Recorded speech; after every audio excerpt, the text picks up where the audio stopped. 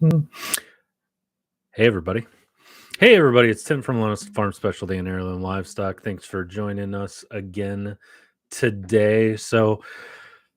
Yeah, it's summertime officially. We need rain here in Indiana. It has been it's cooled off a little bit. We got some hay bales, got about 45 round bales put up last week, so that was good.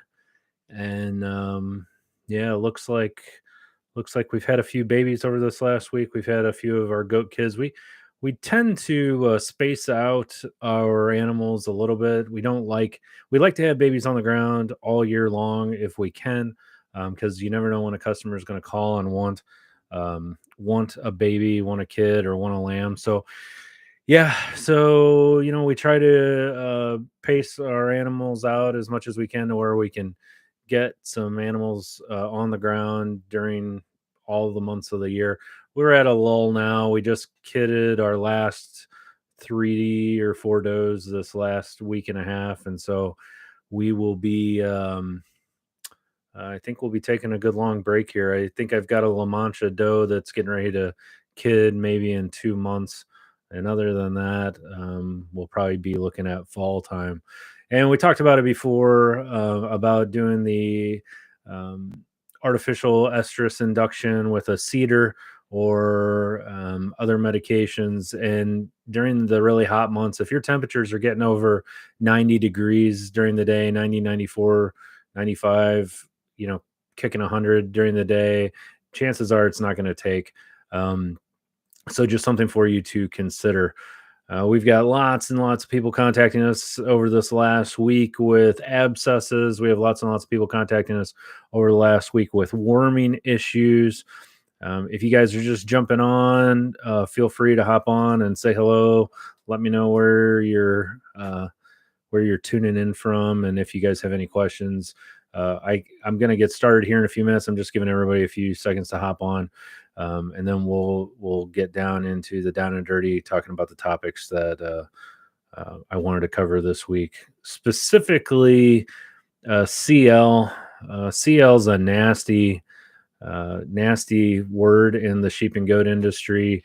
CL basically is an infection that settles itself in the lymph system. So when you think of the lymph system, for those of you that aren't really up to speed on your body and how the body works and how the body clears waste, a lot of you are familiar with arteries and veins. So the arteries take oxygenated blood from the lungs, and the heart takes it and spreads it throughout the body. And then the tissues of the body use up the oxygen, and then the veins carry deoxygenated blood and carbon dioxide back up to the lungs where it's exhaled, and then it all starts all over again.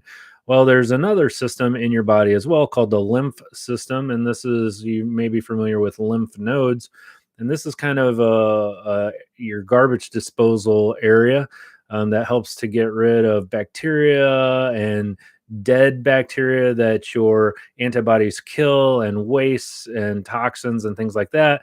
And goats and sheep have this lymph system as well, and lymph nodes. So these waste items get carried through the lymph system and eventually gets dumped into various organs where it gets filtered out, and then it kind of goes back out into the body. It's a filtration system for diseases, viruses, bacteria, things like that. So in CL, what is happening is basically it's a systemic bacterial infection that gets in the animal, and it starts to manifest itself in the lymph nodes. So the places in your body as a human that you have lymph nodes that you're most familiar with is right up here in your throat. That's where all the stuff drains. So when you get a sore throat and bacteria, that's why your lymph nodes swell in your throat. You also have lymph nodes in your armpits. You have lymph nodes in your sternum. In sheep and goats, they have lymph nodes that are up and around their jawline as well, and up in their armpit areas, and their front legs, and in their back legs. So if you're going to see CL form itself, generally it will be an abscess that will form in one of those areas. So that's a telltale sign. If you see a sheep or a goat that has an abscess, especially on the jawline, that's a telltale sign that you may be dealing with CL. So what's the deal with CL? Why does everybody get all hyperactive about it? Well, it can also form abscesses on the internal organs and can cause lots of problems there. And it's highly, highly, highly contagious. So if you were to talk to people maybe 10 years ago, 15 years ago, what they would tell you about CL is that they would cull their animals. If the animals got infected with it, they would cull them. That is to say, they would dispatch the animals, they would kill them, or they would send them off to a sale barn or whatever. And then there was a vaccine that came out. There was a sheep vaccine and a goat vaccine. Still is a sheep vaccine. Goat vaccines were made by a company in Texas that's defunct now, and they no longer make it. So they're working on new vaccines, but they aren't out yet. And then they found out basically that the vaccines weren't perfect. They weren't working all the time, and animals were still getting CL. And then the problem is if you vaccinate an animal against CL, then they test positive for CL on blood tests, and people don't like that. And so it's just one problem after another, after another. And finally, people just kind of started to wash their hands of it and just started treating the disease and just learned to live with it. Essentially, you can't keep it from getting on your farm. If you're in sheep and goat business long enough, you're going to see CL. It can be carried on clothing. It can be carried on boots. It can be carried by flies, clippers, birds. Good luck. If you haven't seen it yet, you're probably going to. So is it worth getting all hyperactive about? Nah, maybe, maybe not. There is some treatment out there that a lot of people have successfully used using what's called formalin. Formalin, you may have heard of formaldehyde, very famous for like embalming and when we take tissue samples in surgery. Formalin is a very strong preservative, essentially. And what a lot of farmers are doing is they're actually injecting these CL abscesses very carefully with a small amount of formalin, which pretty much kills everything that's in it. Essentially, the abscess dries up and falls off. I guess the point that I'm trying to make, a couple takeaway points on the CL, and then we'll move on, is that if you encounter CL, I don't want you to freak out. Eventually, you may see it. There are ways to manage it. You don't need to kill all your animals. You don't need to ship all your animals off. Do the best that you can. Work with your veterinarian and just take it from there. So that's kind of my spiel on CL. Now, I will say this also. You don't know if you have CL until you get it tested. I'll be posting something on the Tack box here in the next few days talking about where you can send samples to actually get tested. But until it gets tested and it comes back positive, you don't know if you're dealing with CL or not. Animals get abscesses, and they especially get abscesses in the mouth. And the reason for that is they eat sharp hay or straw, and it pokes through the membrane, the lining in the mouth, and it can form an abscess inside the mouth. You can see abscesses anywhere on the body. The difference with a typical abscess and a CL abscess is a CL abscess does not smell, for one, and it's very thick. It's a very thick, very, very thick, almost like peanut butter consistency. But again, no smell. If you get a typical, just a bacterial, nasty infection where you've got an abscess, it is going to smell so bad. You're going to have a difficult time holding down your last meal. And it's going to tend to be a little bit more runny. So that's my 2 cents on CL. So Kate from Utah, hello, Kate. And then KM, nice to see Heavy Metal, Manassas, Virginia, hello. And then April, nice to see April. So for those of you, if you're new, make sure you check us out. We're on here every week on Wednesday at 8 o'clock Central Time. So if you guys have questions, feel free to let us know. I put a discount code up at the top for our no phosphorus mineral. And really that's just to kind of put it in your mind tonight. I wanted to talk about it. You don't have to buy our mineral, but don't ignore your males during the summer months. We see a lot of people do this. It's kind of like out of sight, out of mind. And, you're going to be using them again during the fall, which is right around the corner for breeding. And we want to make sure they're as healthy as they can be. Again, we really, really have to watch the calcium phosphorus ratio to help prevent urinary calculi. So if you're going to free choice feed mineral to your bucks, your intact males, your bucks, or your rams or your wethers, you really, really need to watch that phosphorus. So we feed no phos mineral to our males. So definitely something that you're going to want to keep in mind. So with that being said, I'm going to send a message here really quick. Hopefully you guys are still with me.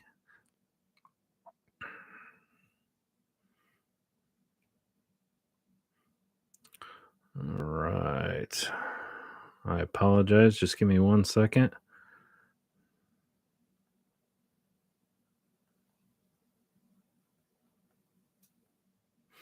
All right. So back with necessarily to the bucks. Alfalfa in and of itself can be a problem. Alfalfa is a little too hot, I think, for sheep and goats. It can cause some issues, so that's something that you want to keep in mind. Ideally, a legume mixed with grass is probably your best bet if you can get it. So, the pH of the alfalfa is just a little bit too low.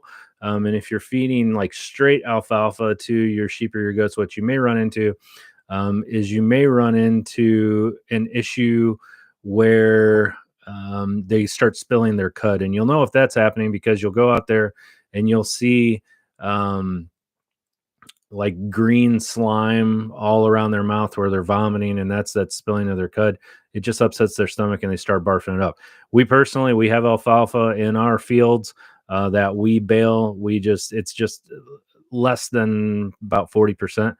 So, if I had to tell you what my pasture that I bale is primarily made up of, I would say orchard grass is probably grass blends is probably 50%. And then I'm probably like 30% alfalfa and maybe 20% clover. Um, that's what works great in our area. So I don't have a problem with it. I've heard people say that it causes urinary calculi. Again, we're more concerned with the calcium phosphorus ratio. If you keep your calcium phosphorus ratio at a 2-to-1 ratio, that is to say, at least 2 parts calcium to 1 part phosphorus or better, lower the phosphorus, the better. You should eliminate most of your issues when it comes to urinary calculi. If you really, really are feeding your animals hard and you have an issue with urinary calculi, you may also want to add ammonium chloride to your water. KM, do you have a video on ram nutrition? I look for it.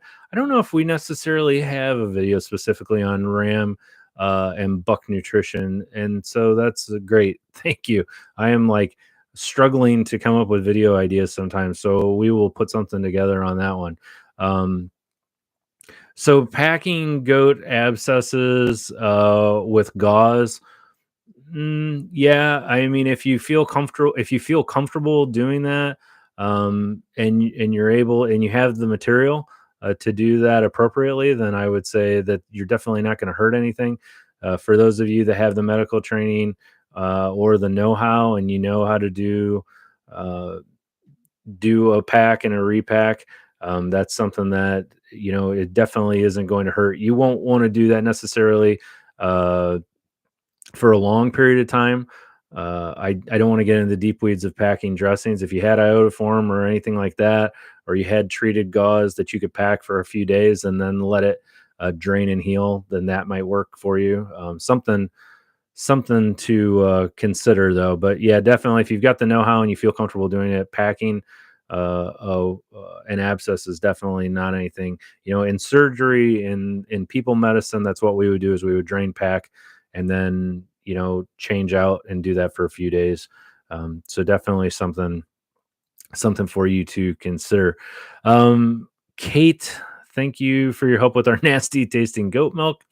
Nice. We eliminated the feed from our local feed store and eliminated the kelp meal as a supplement. Results: delicious sweet milk. Yeah, there you go. So yeah, if you got problems with your milk, chances are it's in your feed. And you'll get issues every once in a while where you'll get some funky stuff in your milk. Um, Especially when your animals are very first going into milk. If your females are going into milk, like they just had their babies, they just had their kids, or they just had their lambs, you may notice a little bit of blood in the colostrum, and that's normal. It's not anything that I need you to lose your minds over. Um, so definitely something to keep in mind. A little bit of blood in the initial colostrum is pretty normal. That's how we like to say that we we actually like to see that. It tells us that they're going in to milk nice and hard. Um, Warrior Ranch Northwest. Hello, Eastern Washington. Oh my. Uh, and then we got Paul. Hey, Paul. Glad you could join us. Paul is from Oklahoma. Paul, I know you got some questions that I saw on the tack box, so we are going to talk in detail about that. I think anything that we talk about in regard to worming and what to do and what not to do is always helpful for everyone. Rebecca, hi there. Um, so my opinion on cottonseed for goats, I know that a lot of people have had really, really good luck with cottonseed. There's some considerations to be made with the glossy pole. We don't have cottonseed meal up here by me in Indiana, so I'm not super familiar with it. But I know Aaron Jennings, who is one of probably our closer friends in the sheep industry and goat industry out in West Texas, knows a lot about it, and he's a big fan of it. And we have a lot of our friends in the South that use it as well. And no one seems to have much trouble with it, and they seem to really like it. So if you can get your hands on it at a reasonable price, I think that would be something definitely that you may want to consider. All right. So getting ready to move forward with talking about worming here. A lot of the worming that you deal with is a timing issue. Um, just at the end of the day, no matter how you slice it, it's a timing issue, and trying to stay on top of things can be extremely frustrating. So getting into a habit of checking those animals in a timely manner is probably one of the more important things that you can do. But again, it does get difficult. So if you are successful in keeping your animals wormed, um, it helps you tremendously. If you can keep them wormed, that's half of the battle. The problem that we run into is when the animals do get a worm load, and you do run into problems then. And the reason is a lot of times when an animal has a worm load and you treat them with medication, you start to have all of these nasty side effects. So what'll happen a lot of times, I'll use this as an example. You go out to your pasture, you go out to your dry lot, and you find an animal that maybe their eyelids aren't necessarily white. They may be pale pink, and you look at them and you say, okay, here's an animal that has a problem, and I need to treat this animal. So you go and you get your wormer, that could be your Dectomax or whatever it is that you use. You drench the animal or you give the animal a shot, and the next morning, you go out to check on them, and they've got bottle jaw and they're dying. You check their eyelids and they're white. They've got bottle jaw. They've already died. You've got all kinds of issues. Fill in the blank.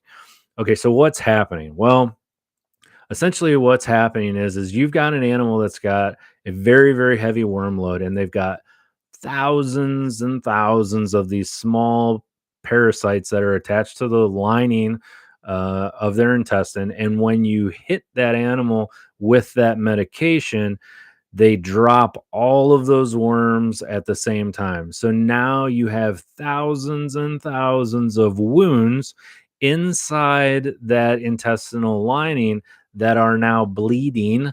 And you have toxins that are being released by these worms as they're releasing, and it puts a ton of stress on the animal. Those worms have very special enzymes that are in their mouths that cause blood thinning. So while they're actually sucking blood on the animal, they have They're releasing these enzymes that thin the blood of the host, and help them to bleed more so these worms can, get this blood supply. So when they release, the bleeding actually picks up. It actually increases for a short period of time until that heals up. So what's happening is in a very short amount of time, that animal's losing that worm load, and they are um, they're actually losing more blood. They're becoming more anemic. Anemia is just the lack of the red blood cells in the blood. So when you check the eyelids the next day, they're white. So it's like, holy smokes, what do I do? How do I correct this from happening? Well, the easy thing to say, the tongue in cheek thing to say is, well, you don't let it happen in the first place. Well, that's all fine and dandy, but that doesn't work very, very well. So what you can do, and what can possibly be effective, and none of these are like a cure all for your problem, but what you can do is you can use a more delicate wormer on an animal and ease them into the worming process. So, what do I think of when I think of more delicate wormers? I think of uh, ivermectin. Oral ivermectin is a more delicate wormer. I think of Safeguard. Safeguard oral drench Safeguard is a more delicate wormer. I think of Valbazin as a slightly more delicate wormer. When I think of heavy duty wormers, I think of injectable Dectomax. I think of I can't think of. There's a name of another one that'll come to me. Prohibit. I think of Prohibit is as a really powerful warmer. I think of some people out there will actually use Poron Sidectin given as an oral drench, and I get it, because what happens is you go out there, you look at these animals, and you're like, oh crap, they've got a worm load. So your first instinct is to go full nuclear on these animals and give them a strong wormer to eliminate those worms. So people tend to overdose, people tend to multiple dose, and what they do is they cause problems. Or they do a single dose, the animal starts to develop more anemia and bottle jaw, and so they think that the cure is to worm them again. So they may worm them the very next day again, and then it just gets worse, and you're dealing with all this fluid loss and anemia, and then you end up losing the animal. So gentle and easy is the way to go. So I want you to give a low, uh, not a low dose. I want you to give a prescribed dose, as prescribed on the bottle, of an oral drench like Safeguard or ivermectin. Give them some time. Give them some time to recover. Give them some time to go through the process. It's okay for you to expect them to get bottle jaw. It's okay for you to expect them to get anemic. Treat the symptoms of the anemia. Give them plenty of fluids. Give them vitamin B injections. Give them a little bit of iron, 1 milliliter per 100 pounds body weight of iron. Give them some of these things to help them get their anemia and their fluid loss under control. And then after 5 to 7 days, you can go back and you can worm them again. If they are recovering, you may be able to go back and worm them with a little bit heavier wormer and work your way into it. You may have to worm these animals multiple times over a 2 to 3 week period.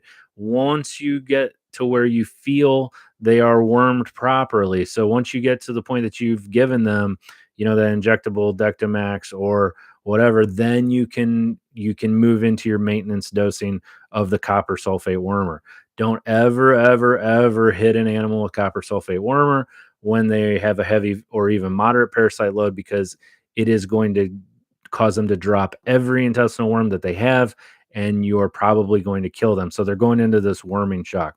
So the bad news is that there isn't you can't always save them. If they get really bad, if you don't catch it early enough, you can't always save them. So what do we like to do? And it's just a learning process.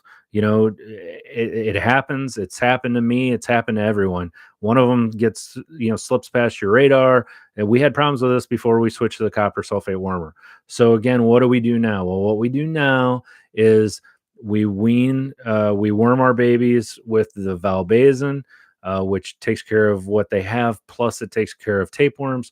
We follow it up with a Dectomax. Once we know that they've been wormed appropriately, we're getting them with the copper sulfate wormer. Now, I worm you can worm up to every month with a copper sulfate wormer, and you're going to be fine. If you're in an area that has a high worm load and you know it's hard to keep a handle on it, you can oral drench them with the copper sulfate every month, and you're going to be just fine.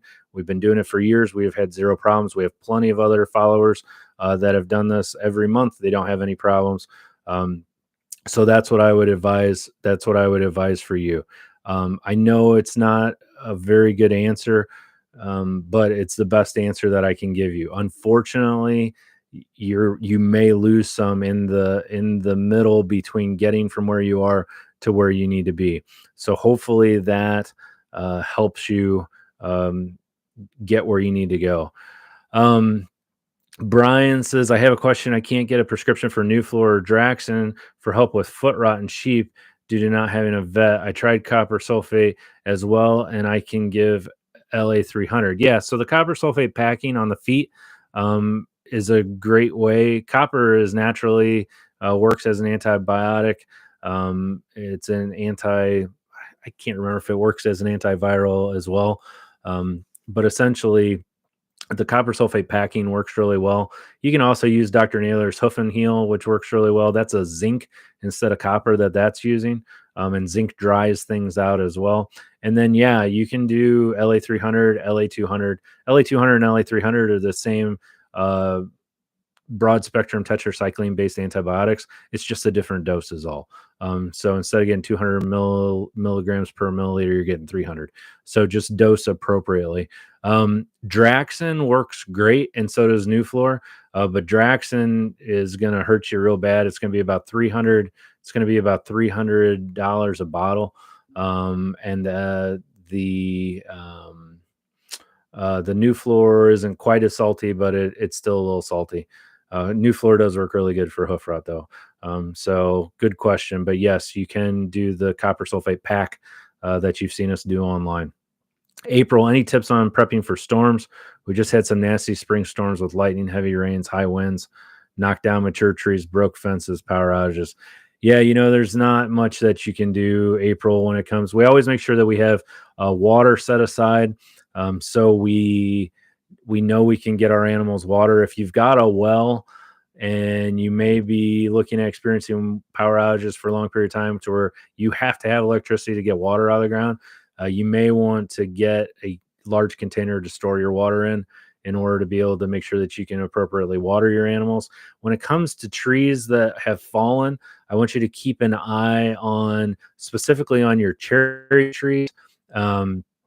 When cherry trees break off and hit the ground, when the leaves go through the process of dying, they release a lot of toxic chemicals that can hurt your animals. So live cherry leaves are fine. Completely dried and dead cherry leaves are fine. Cherry leaves that are going through the process of drying out, wilting, and dying are not fine. And so they release a lot of toxic chemicals that can kill your animals. So what we see sometimes during storms is, especially with choke cherries that a lot of people have on properties throughout the United States and Canada, is choke cherry trees break off. They land on the ground. The animals start eating on them. The producer doesn't notice it. And then you get some animals that die from poisoning from that. So just something for you to keep in mind. And then obviously, keep a good eye on your fence. And pay attention to what's going on. If we know we're going to have a monster storm come through, we will normally put our animals up for the evening. We try to put our animals up for the evening, bring them up to the barns and lock them up. That way I've got a handle on them and I don't have to worry about fences getting blown down and animals getting on the loose and having to go out and round up and chase animals. So 44 Warlord, all of what you just said is happening to my flock now. Yeah, I've lost 6 in 2 weeks. It's my fault because I did not keep up on checking them, but I'm finding it now. Yeah. Wow. Things can get away from you quick. And it's tough. It's really tough when you don't have a large operation. All of those things that help you do your checks on your animals, like large processing areas and handling areas and things like that, a lot of us don't have that, and so it makes it a little bit more difficult to lay hands on your animals and check them out. Just do the best that you can do to check them out. If you have quite a few animals and you're just kind of catching them as you go, do yourself a favor, take a can of spray paint out there or take a can of wound spray out there. And when you check them, put a little mark on their butt or something so you can look at them at a glance, because you'll think you'll remember who you checked. And then 5 minutes later, you'll be like, did I check that one or not? So we like to mark our animals as we check them to show that they're good. And if we have an animal that needs to be wormed or is a problem, we'll put a W on their back. I know it's very high tech. If we have an animal with a foot problem, we'll put an X on the leg that has on the hip that has the problem. We're not trying to reinvent the wheel here, but these are all simple little things that you can use. And again, if you haven't checked out our videos on making catch pens, you don't need to spend $1 million on a catch pen. You can simply use some panels and a couple T-posts to set up a temporary catch pen, get them in there, close yourself up there with them, check them really quick, get your paint marker or whatever, mark them and be done. But try not to beat yourself up too much. This is a learning process. No one that I know of, those of us that have been doing this for years have bad years, have bad months, have bad weeks. So when you're new, it stinks. It's a heck of a learning curve. And the problem with sheep and goats is that they don't tend to show clinical signs and symptoms of illness until they're really sick. And so by the time you see things, you're like, oh man, they're already having some serious issues. Gabrielle just did a fecal a few weeks ago. Highest worm count that I had was 73, with the majority being bankrupt worms and minority barbers. Is it necessary to worm at the low egg count? Do not let egg counts fool you. Some animals will shed eggs like crazy. Other animals will not. I personally feel, and this is just my 2 cents, which is probably worth less than 2 cents, but take it for what it's worth. I do not put much credence in egg counts. Some animals will drop eggs like crazy, others won't.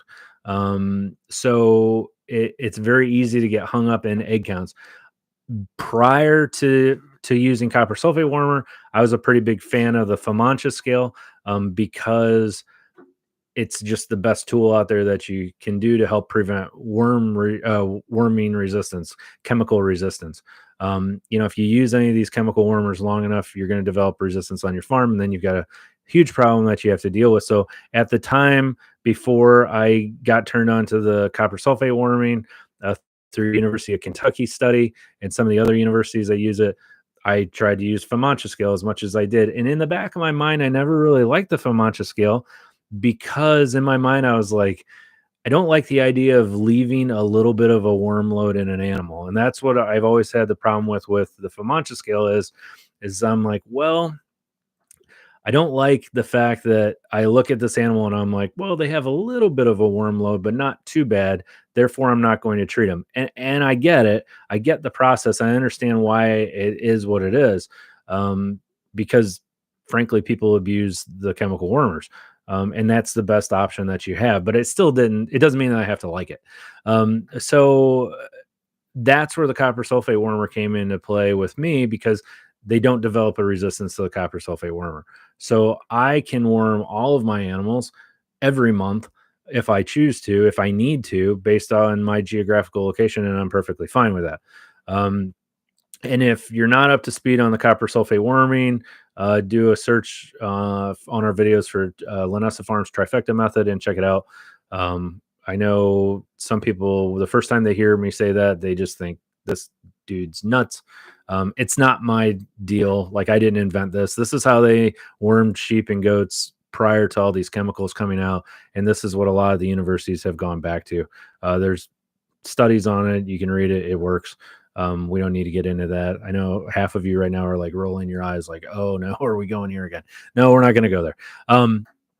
So anyways, if I get off track, just like jump on and type out a question or something, and I'm just trying to go through. Or if I don't cover something correctly, just be like, hey, I'm not following you. I don't understand what you're saying. Katie, hi Katie. Thank you for all your videos. I recently purchased a few goats. They were extremely pot-bellied. Yeah, I've been worming them using Molly's herbs and copper sulfate. I don't know anything about Molly's herbs. Um, there are herbal remedies that help, and I'm not going to tell you that they're not. There's certain things, certain tannins that help with worming. There's certain things like garlic that help with worming. So you just have to be careful. Uh, you have to be careful that you're not giving that animal something that works as a blood thinner. And that's my beef with garlic, and something that I talk with patients about, real life human patients in the hospital setting. I always ask patients, I'm like, hey, are you taking any over the counter medications? Because a lot of medications that just happen to start with the letter G have a lot of interactions with pharmaceuticals. So when I think of medications that are having interactions with over the counter medications, I think of grapefruit juice, garlic, ginseng, ginkgo biloba, think G words. All of those things have interactions with medications, so you have to be cautious. My beef with garlic is a pretty powerful anticoagulant, and it works really well to thin out the blood. You just have to be careful with it to make sure that if you do get an animal that gets parasites and they get a handle of parasites that really gets on board with them, and you're giving them garlic, when you finally do hit them with a wormer that's active and works well for them, it may drop them, and it may end up killing them. So just be cautious. I am by no means like anti holistic medicine or herbal medicine. There's tons of herbs and things out there that work effectively. Just be cautious. That's all I'm saying. Um, so pot bellies that we get with our animals is, so when you look at an animal and you say to yourself, this animal is obese or this animal's fat, I want you to lay your hands on them, because the phenomenon that you may be experiencing is something that we call hay belly. And hay belly is just they're getting free choice hay, or they're getting way too much hay, or maybe they're out on pasture and they're getting a ton of grass or whatever, and they get a lot of gas and they bloat. And some animals will bloat more than others. So you need to watch for hay belly. You can have an animal that has a huge gassy belly, and then you put your hands on their rib cage, right behind that front shoulder, and you feel that rib cage, and all you feel is bone. If that's the case, if you've got a big belly and all you're feeling is bone on the rib cage, then you essentially have an animal that has a lot of gas and is undernourished. So again, that rib cage is the place you want to feel to determine if that animal is overweight or underweight. If you can't feel the ribs at all, they're overweight. If all you can feel is ribs, they're underweight. You want a happy medium in between. So that's your best bet when it comes to determining if they're overweight or underweight. If they're really gassy and they have a big hay belly and you don't like it and you want to try to get that to go down, then you can limit their hay during the day, and see if that helps you out. Every animal that you have has to have, for optimal health, has to have at least a fistful of hay per head per day. So that means you grab as much hay as you can grab in your hand, in one fistful. That's what they absolutely positively must have. So even for those of you out there that are show jocks, and you're showing at 4-H or you're doing whatever, and you're getting close to show and you want to lean them down and make them look thinner, it's okay to limit your hay a little bit, but every animal needs to have at least a fistful of hay per day. A lot of the show people will do this. They'll feed a lot of grain as they get closer to show, and they'll completely stop feeding hay. And you can't do that. You destroy the rumen of that animal. You cook that rumen, and that animal is done. They will never be right again. So please don't do that. Um, just something for you to keep in mind. Okie dokie. 35 sheep in a basically empty field. I have made some makeshift handling with hog panels. It's just me, and I'm still working to build infrastructure. Yeah, I completely get it. And you definitely don't need to explain yourself. It is tough, especially when you're out trying to do things on your own. It can really get frustrating. Yeah, Katie, the fistful of hay, even if even in the case where like we're clearing out brush and forests and stuff like that with our goats, I still toss a fistful of hay per head per day over the fence, even if they're getting all the leaves and roots and brush and crap that they can get all day long, I still give them a little bit of hay because it really keeps that rumen in optimal health and helps out a lot. How do you stop milking the mamas? How do you wean the babies off the bottles? So when it comes to weaning babies, we always want to move the babies and not move the mom. I just messed that one up. Yay for live video content. Um, so when it comes to weaning, you always want to move the moms, not move the babies. And we don't want to do anything to stress out the babies any more than we have to. It's already going to be stressful to move moms off. Now, back in the day, when I was a kid, my dad would say, and Frank, the farmer that I worked with, would say, when it came time to dry out the moms, we would pull the moms from the babies and we would feed them straw. Yes, straw. And we would not give them any water for 24 hours. And then we would limit their water from that point forward for a couple of days. And I look back on that. I'm like, oh my gosh, I can't believe that we did that. That's not the appropriate answer. So you can wean your babies as early as 6 weeks. We'll talk about bottle babies separately. So you can wean your babies that are on moms as early as 6 weeks. I don't really know if that's ideal because moms are usually still in pretty heavy milk production mode. So what I think is appropriate is, with me personally, if I can pull them out to at least 8 weeks and ideally 10 to 12 weeks, when the mom's milk production naturally starts to decline, what I can do is I can start to manipulate those moms a little bit myself. And the way that I do this is I withhold all grain from those moms to where they're just getting hay. And I do that. So it's a 2-week process. So 2 weeks out, I withdraw all grain. And the moms naturally start to decrease milk production because their nutrition has changed. And then the last week, I start to hold back on their hay to where they're just getting, not as I give them poor quality hay. I'm not talking about moldy hay. I'm not talking about anything like that. I give them just plain old grass hay. And I limit the amount that they have. I probably knock it in half. And I'm doing this for about a week, and that milk production will continue to decline. And then on the day that I'm ready, I move the moms to their new area and I keep them separated from the babies, where I'm sure that there's no way the babies can get to the moms. And I continue to feed the moms this poor hay diet for another week. And then from there, I just slowly start to increase the hay and get them back to, after about a month, I've got them back on normal hay consumption. And then after about a month, once I'm content that they have dried down well, I will reintroduce grain if they need it, and go from there. So the worst thing that you can do, there's a couple of really bad things that you can do. The worst thing that you can do is dry them down, pull them off of babies, and then start putting them right back on normal nutrition, because they're just going to bag right back up, and then you're going to have all kinds of problems. So that would be a horrible mistake. You have to do something to tell that animal, hey, nutritional supply is diminished, quality of nutrition is diminished, and they will naturally dry themselves down. You always have to watch for mastitis. They're going to bag up and get swollen bags for the first couple of days after you wean them, regardless, but they should start to decline.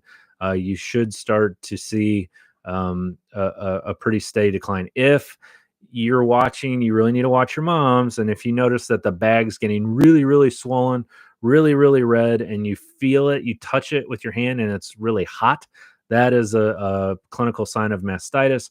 And if you feel the bag and you feel what's called crepitus is like a crackling underneath the skin. It's air underneath the skin. It's gas that's being released by gangrene or other nasty infections. That's a problem. And then it's time to call the vet. If an animal gets mastitis once, they're going to be prone to getting it again. If you purchase an animal from someone that has had mastitis before, please don't do that. And also, if you're palpating the bags of your new animals that you're bringing to your farm and you feel that there is a lump or a mass in that breast tissue, chances are they are either not going to be able to produce milk on that side, or sometime in the future, eventually they're going to lose milk production on that side. So just something to keep in mind. Another thing that I feel it's worth mentioning is when you get, especially with dairy goats, we see this a lot when they're, or very heavy milk producing sheep, when they very first have their babies and that milk comes in really hard within that first week, you may notice that you've got lopsided bag where one side looks like it's going to explode and the other side's really small. And what you're experiencing a lot of times in that case is the babies are having a hard time getting their mouth around that tit, and so they're getting very comfortable with one side and they're only nursing on one side. So what I would like to see you do is you may have to milk out one side by hand just to get it down far enough to where that baby can latch onto it. And you have to address this issue, because if you don't, what's going to happen is you're going to get those babies trained to nursing on one side only, and you're going to have all kinds of problems. That's how mastitis happens. That's how we end up with granulomas in the bag and all kinds of other problems. So if you see a side that's really full and the babies are having a hard time getting on it, just milk it down. A couple little tricks that you can use for drawing off milk. You can take a 60 milliliter syringe, pull the plunger out and cut the end off of it, cut the end off that the needle would go on. So now you've got an empty hollow tube. You can put the syringe, the plunger back in there backwards, and you can stick the handle end up on the teat and actually pull back on that plunger, and you'll suck the milk right out of the teat. That may sound confusing. I need to do a video on that and show you guys. But that's like a poor man's way of doing a milk machine.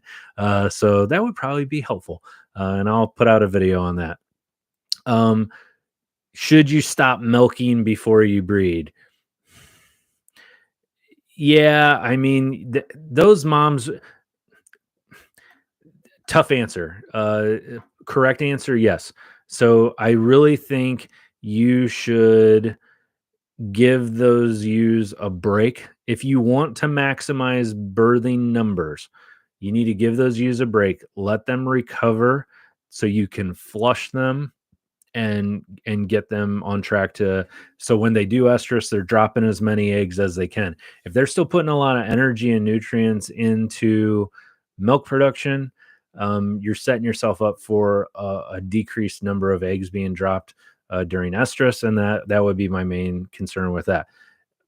You can breed ewes back. They'll sometimes go into a heat shortly after delivery, but it's rare. But I don't recommend it. Those ewes need a break. So if you could do so, that is helpful. The motto: 20% of the herd has 80% of the worm load. I think so. That's, when we get into statistical analysis across the board when it comes to anything, we run into this phenomenon that's called a Pareto distribution. And I don't want to get into getting like the deep weeds of statistics, but there's a saying that 10% of if you work in a workplace, we can all relate to this. If you have a job, 10% of the people are 90% of your problems. That is just the way it works. That's a Pareto distribution. If you play Monopoly long enough, someone gets all the money. If you have animals long enough, 10% of those animals are going to be 90% of your problems. So yeah, definitely, as you play out the game, if you play it out long enough, you're going to have a couple shedders. We call them shedders on the farm that are going to carry a majority of your coccidia, and they're going to carry a majority of your worm load. They're going to be most of your problem. Now, if you can identify which animals those are and call them through good record keeping, that is something that would be something you would want to consider. So, but yes, I think that's life in general. And if you have never heard of Pareto distribution, check it out. Do a search for Pareto distribution on YouTube and watch that, and it'll blow your mind. Katie, thank you for the garlic tidbit. Yep. Okay. Hey, Jason. So Jason, it's nice to see you, buddy. Haven't heard from you in a while. Hope everything's going well in Texas. Conrad. Hi, Conrad. So I'm raising my goats on a raised platform. Okay. And I've noticed I have fewer worm load because the exercise yard has no grass. And I spread lime on it during.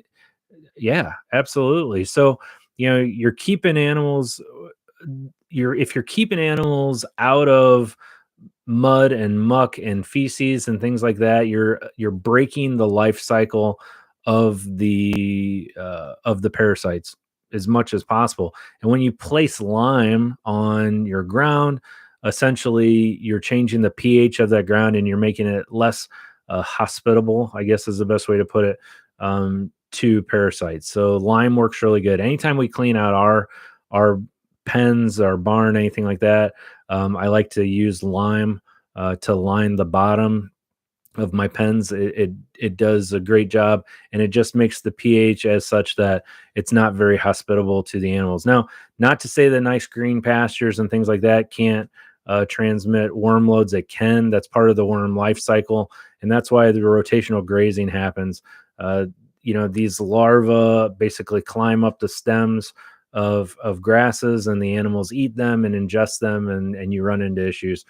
Same thing with, and then there's things that you can't control, like meningeal worm, which is spread by deer and snails, and you can get in the deep weeds of that. And then, of course, you've got tapeworms. So if you've got barn cats, which you almost have to have to keep a mice population from getting in there, then your barn cats carry tapeworms, and so then you run into the issues. It's a never ending. If any of you ever figure it out, like figure it all out, just write a book and retire. That's the best. That's the best thing I can tell you, because I'll tell you, I figure out things every year. I figure out things all the time that I'm like, I cannot believe that I've been doing this the wrong way all this time, and now I'm just now figuring out how to do this. Um, every one of you, whether you've been doing this for 100 years or you've been doing this for a month, um, you you can at least become the subject matter expert on something. Pick something in this field to be passionate about and to educate yourself about, and just go nuts. And then be as helpful as you can to other people. Be the voice of reason and information for other individuals. And I don't care if that has to do with nutrition or nursing or weaning or breeding or artificial insemination or fill in the blank, fencing, whatever. Pick a topic that you're passionate about, and learn as much as you can and share it with other people. I learn new stuff all the time. And the other thing is you have to be flexible. You have to be flexible enough to say, okay, I've been doing this wrong, or there's a better way to do this. Because if you're not, then you're just going to deal with the same problems over and over and over. Emmanuel's Promise Farm. Hello. Yes, that would be a great video. We've used that in the past. That might be a great video for you. So Emmanuel's Promise Farm has a YouTube channel as well. So I'll ratio. We'll see which one can get it done first. How about that? I'm joking. Yeah, I'll make a video of that. So Conrad, I got out of grazing. I'm doing homemade pellets. Yeah, anything. Everyone is going to find what works. Everybody's going to be different depending on your geographical location, depending on the number of animals that you have, depending on the amount of funding that you have. You got to find what works for you. And if you find what works for you, if your animals are happy, if your animals are healthy, and you're happy and you're healthy, then you're fine. You're fine. If you effectively keep your animals healthy and wormed by feeding them Doritos, I don't care. I don't care. I just want you guys to enjoy what you're doing. And I don't want you to wake up every day and be like, "Oh my God, I can't believe I'm doing this and I hate this and I don't want to." No, you're missing the point. So, don't feed your animals Doritos. But find what works for you and makes you happy, and if your animals are healthy, then that's all that matters. Chickens, oh yeah, we got chickens, and they help out immensely, immensely, with keeping our flies down. Now we let them free range, and chickens, chickens are like a love-hate relationship. So chickens are great because they eat maggots and you don't have the fly issues like you would normally have. And chickens poop everywhere. So it's like, you know, okay, so I've got this animal that's eating all of my maggots, but they are pooping everywhere. So you're going to have to chicken poop proof some of your feeders and your waters, and you're going to have to keep an eye on it. Don't let your chickens poop in your feed and have your animals eat it. Don't let your chickens poop in your water and your animals drink it. And you're going to have to find a way to make this work. Barbed wire, we put a lot of barbed wire up on places where the chickens like to perch that we don't want them to perch. That way we keep them from pooping on our animals and everything else. And chickens carry coccidia and all kinds of problems too. So, something to keep in mind with the chickens. They are a blessing, but at the same time, um, it's a problem. There are so many things that goats can eat that will cause problems. Ugh, we would just run ourselves ragged talking about that, Gabrielle. But you do make a good point. Yeah, you've got to watch where your chickens are pooping. You got to watch where your cats are pooping. You've got to watch all that stuff. And we really haven't gotten too much into. Um, we haven't really gotten too much into some of the communicable diseases that are out there. That's going to be a whole other video. But a lot of these animals can carry other communicable diseases that can cause problems as well. We have closed up areas where our chickens can't get into. Our shop, inside the barn where we store our hay, things like that. We have areas that our chickens and other animals can't get to, and that's how we keep that from becoming a problem. And the same thing with the cats. I do not like the idea that I have to litter box my cats, my barn cats, but I do, because if I don't, they're gonna pee and poop where my hay is, and then I'm gonna get infections and things with my animals that I don't want to deal with. So I have litter box trained barn cats, which is just magical. Yeah. So worming right now is bad everywhere. So if you're dealing with worms, the best thing that you can do, again, get out there, lay hands on your animals, look at your animals, check those eyelids, and do your best to keep on top of it. If you feel comfortable using the copper sulfate wormer, if you don't feel comfortable using the copper sulfate wormer, uh, read more about it, educate yourself on it, put your mind at ease. I understand that just me telling you it's fine is not acceptable for some of you, and I completely understand that. You're like, I don't know this guy from Adam. Why am I going to listen to what he has to say? And that's cool. There's university studies out there. There's good, trustworthy, peer-reviewed scholarly work out there on worming sheep and goats with copper sulfate. I think if as many of you as possible can find a way to transition to copper sulfate, I think it will help. I think it'll help a lot. So make sure you keep that in mind. Gabrielle, I've seen two of my goats actually eating chicken poop. Okay, yeah. So I don't know what to say to that. I've never seen that happen, but I'm not surprised. I've seen goats try to eat aluminum cans. So I've seen goats eat screws. We were building a addition on a barn one time, and we set a bag of screws down. We turned around, and the goat had the bag of screws in his mouth. Yeah, goat life. Good times. Doritos, yes. Spicy salsa pants McGee. We don't have spicy salsa pants. That's one of our pun names that we like to make fun of on our videos where they talk about breeding confirmation. So Paul, I wouldn't worry too much. I wouldn't worry too much about it. Spraying chicken manure, it is what it is. If your ewes got into some of it, I wouldn't lose any sleep over that at night. Chances are, you've just got a worm load and that's what you're dealing with. If you don't feel comfortable with where they're at, just segregate them out. And again, slow and steady wins the race when it comes to the worming. And when you guys see worms and parasites in your animals, don't just lose your mind and go full nuclear on them. And again, I know we've talked about this a million times, but I think it bears repeating. when you think about parasites with those animals, you got to remember that it's not always worms. You have to check for other things as well. Check for lice, um, nasal bots, things like that. These liver flukes, if they're predominant in your area, you may have to do a little bit of research and check that out. Even we who preach all day long about copper sulfate wormer, I still give a injection of Dectomax to my animals at least twice a year, once at springtime and once in the fall. And that's just to help clean them up from anything that they may have that's not effectively treated by the copper sulfate. So just anything else that they may have that the copper sulfate wormer may not treat appropriately. We are going to start selling small quantities of copper sulfate on our store at foundationfeed.com, because I know some of you just don't feel like dropping $160 on enough copper sulfate to make 100 gallons of copper sulfate wormer.